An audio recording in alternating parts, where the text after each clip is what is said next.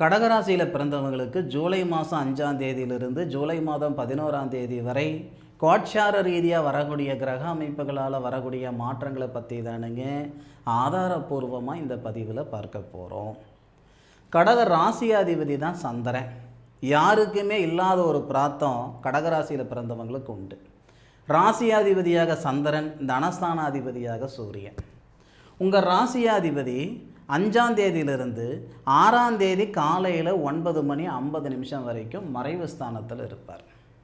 அப்போ 5ஆம் தேதி 6ஆம் தேதி காலையில் 9:50 வரைக்கும் சிந்தித்து செயல்படணும் எந்த வேலையிலையும்.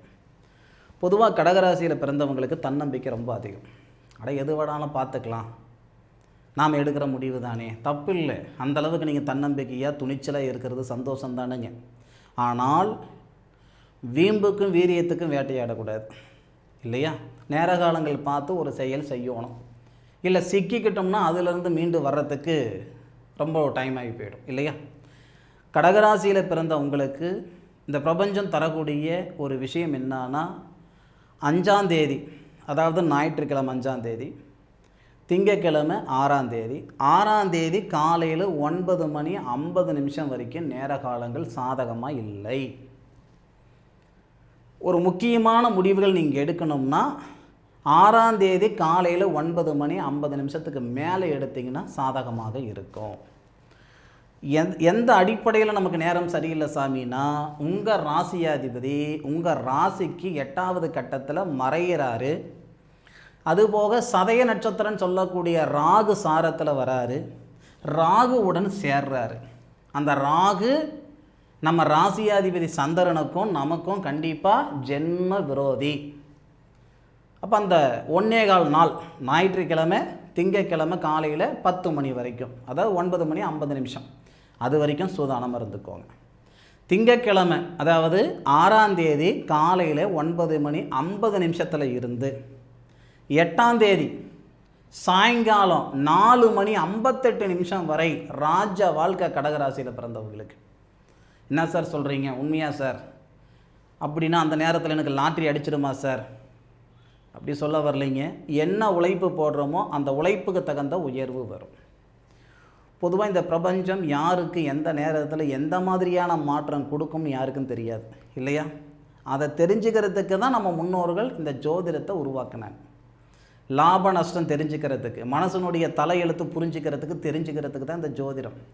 விஞ்ஞான ஆராய்ச்சி என்ன வளர்ந்தாலும் ஒரு தனிப்பட்ட மனிதனுடைய வாழ்க்கை வரலாறு தெரிஞ்சுக்கிடணும்னா இந்த ஜாதகத்தால் தான் முடியும், வேறு எந்த வகையிலையும் முடியாது.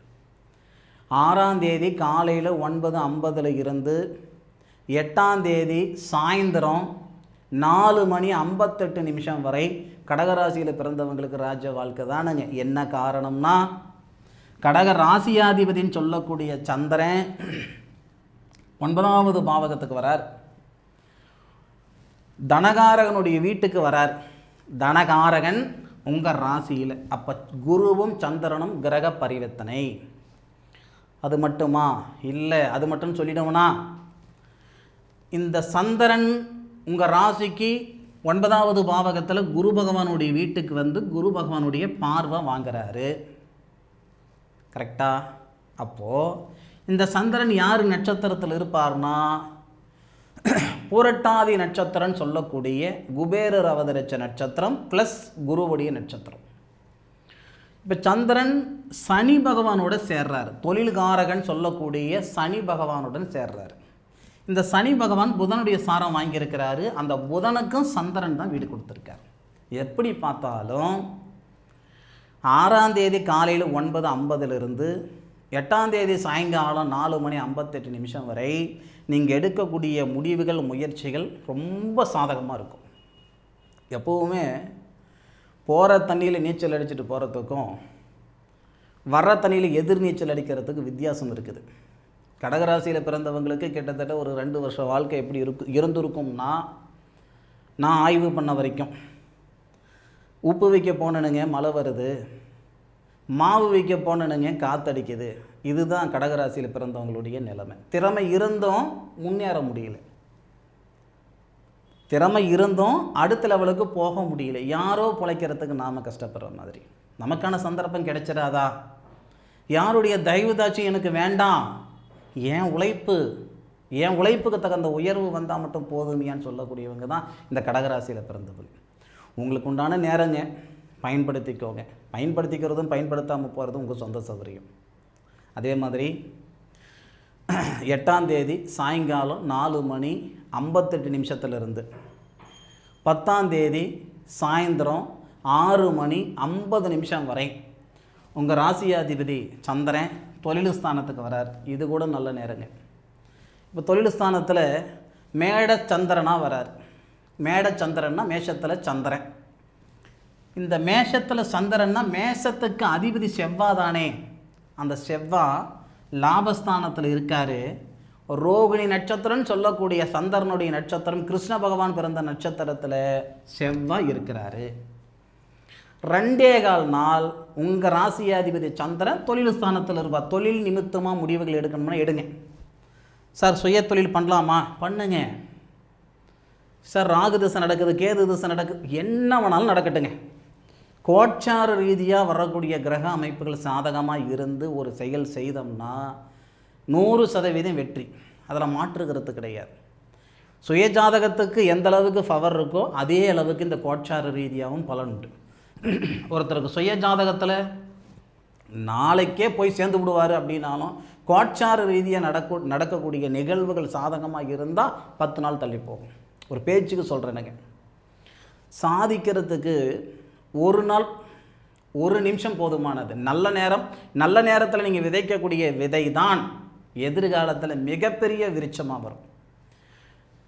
8ஆம் தேதியிலிருந்து 10ஆம் தேதி சாயங்காலம் 6:10 வரைக்கும் பொக்கிஷமான நேரம் பயன்படுத்திக்குவோம். அதே மாதிரி 10ஆம் தேதி சாயங்காலம் 6:50 இருந்து 11ஆம் தேதி வரைக்கும் கூட. இன்னும் 11ஆம் தேதி பார்த்திங்கன்னா உங்களுக்கு சந்திரன் எங்கே இந்த இடத்துக்கு வந்துடுறார். சரியா? அப்போ குரு, அதாவது சந்திரமங்கல யோகம். இங்கே இருக்கிற சந்திரன் இங்கே 2 நாள், இங்கே 2 நாள், இங்கே வர்றதுக்குள்ளார உங்களுக்கு வாரம் முடிஞ்சு போயிடும். நம்ம 11ஆம் தேதி வந்துடும். இந்த இடத்துக்கு வரக்கூடிய சந்திரன் வந்து சந்திரமங்கல யோகம்.